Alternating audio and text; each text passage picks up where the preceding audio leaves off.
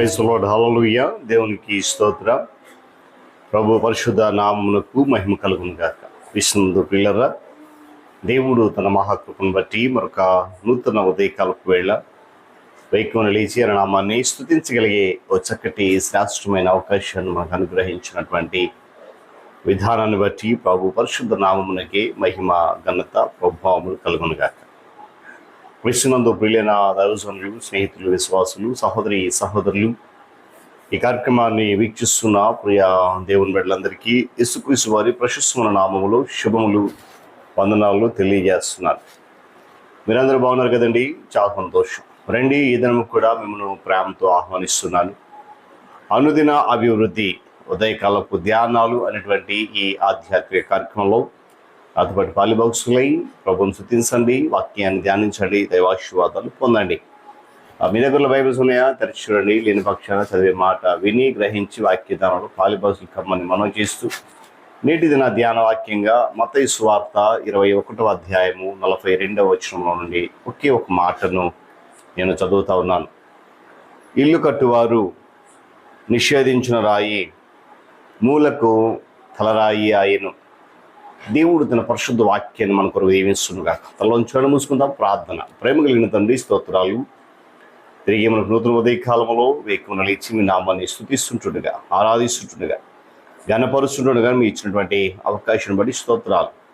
నీ కృపా మహదైశ్వర్యమును బట్టి నీ సన్నిధానంలో మమ్మల్ని స్థిరపరిచి నిలబెట్టుకున్నాం. ఈ ఆధ్యాత్మిక కార్యక్రమాన్ని అనేక మందిని బిడ్డల యొక్క మేలు కొరకై నడిపిస్తున్నందుకు స్తోత్రాలు. ఈ దినము కూడా అటు రీతిగా నడిపించమని, బలపరచుమని యేసయ్య నామములో ప్రార్థన సమర్పిస్తున్నాం తండ్రి, ఆమేన్. చాలా సంతోషం ప్రియులరా. చదవబడిన వాక్య భాగంలో చాలా శ్రేష్టమైన సుపరిచితమైనటువంటి ఒక సందేశం అన్నది మనకి కనబడతా ఉంది. ఒక కట్టడపు ఇంజనీర్ గారు ఈ మాటలు అనేక రకాలుగా అనేక సందర్భాల్లో పని చేసేటువంటి మేస్త్రులు చెప్పడం విన్నాను. మనం అందరం కూడా చాలా సందర్భం విన్నాం.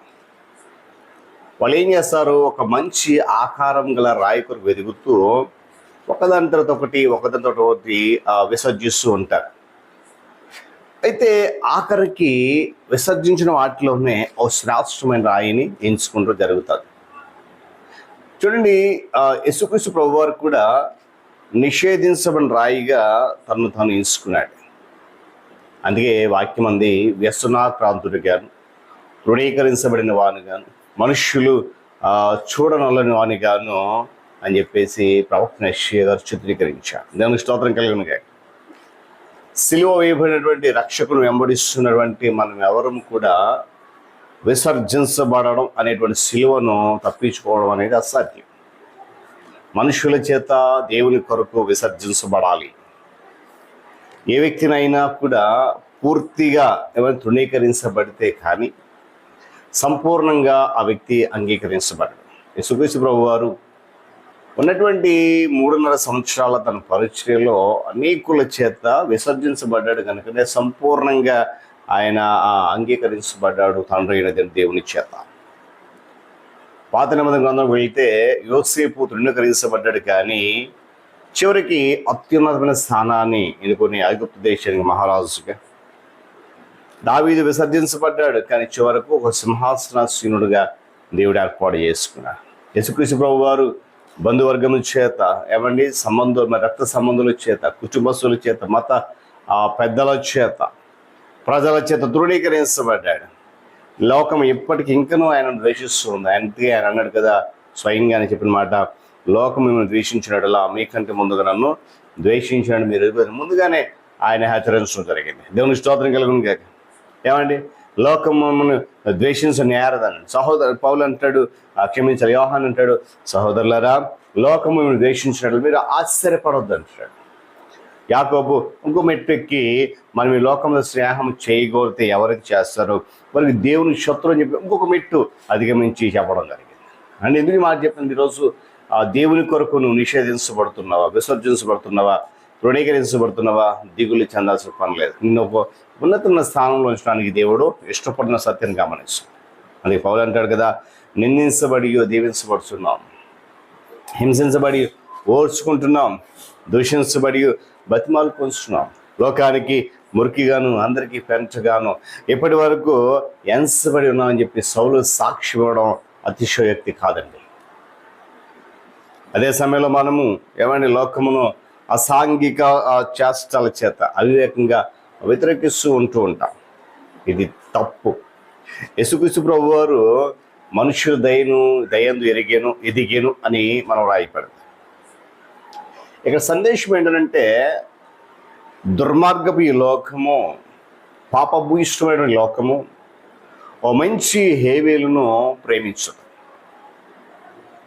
ఒక అవినీతి లోకము నీతిమంతుడైనటువంటి నోహను అంగీకరించదు, అభినందించదు.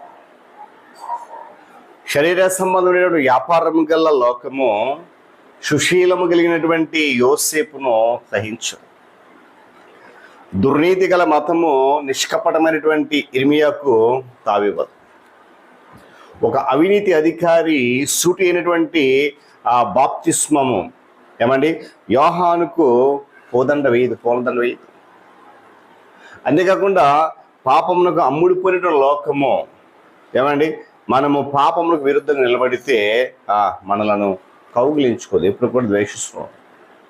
కానీ ఉదయకాలసాన్ని గమనించండి, ఇల్లు కట్టువారు నిషేధించిన రాయి ఎలాగైతే మూలకు అదే తలరాయిందో ఉన్నతమైన స్థానాన్ని పొందుకుందో, క్రీస్తు ప్రభు వారు కూడా ఈ లోకానికి నీ కొరకు నా కొరకు వచ్చి ఎన్నికలేని మన కొరకు తృణీకరించబడి విసర్జించబడి నిషేధించబడి ఓర్చుకున్నాడు, సహించుకున్నాడు, అంతం వరకు నిలబడగలిగాడు.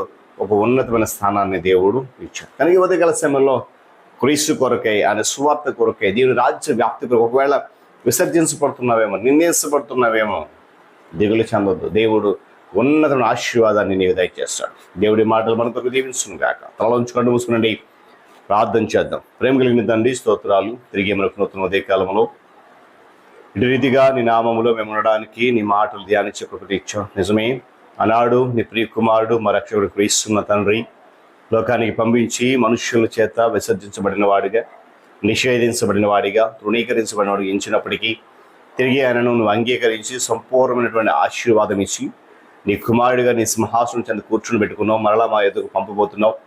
నాయన, మేము నీ రాజ్య వ్యాప్తి కొరకు, నీ సన్నిధి కొరకు, నశించుకున్న ఆత్మల కొరకు వెళ్తున్నప్పుడు ఎవరైనా మమ్మల్ని నిందిస్తే, నిషేధిస్తే మేమేమాత్రం దిగులు చెందక నీ దగ్గర ఒక ఉన్నతమైన బహుమానం ఉంది అనేటువంటి సత్యాన్ని గుర్తిరిగి ముందుకు వెళ్ళి కృప దయచేయమని, నీ సన్నిధితోడు కాపుదలు మాతో ఉంచి ఈ ఆధ్యాత్మిక కార్యక్రమాన్ని మరింతగా బలపరచమని యేసయ్య నామములో అడుగుతున్నాను మా తండ్రి, ఆమేన్. త్రియేక దేవుని దీవెన, ఆయన సన్నిధి కాపుదల సదాకాలం మనందరికీ తోడుగా ఉండి నడిపించును గాక. ఆమేన్.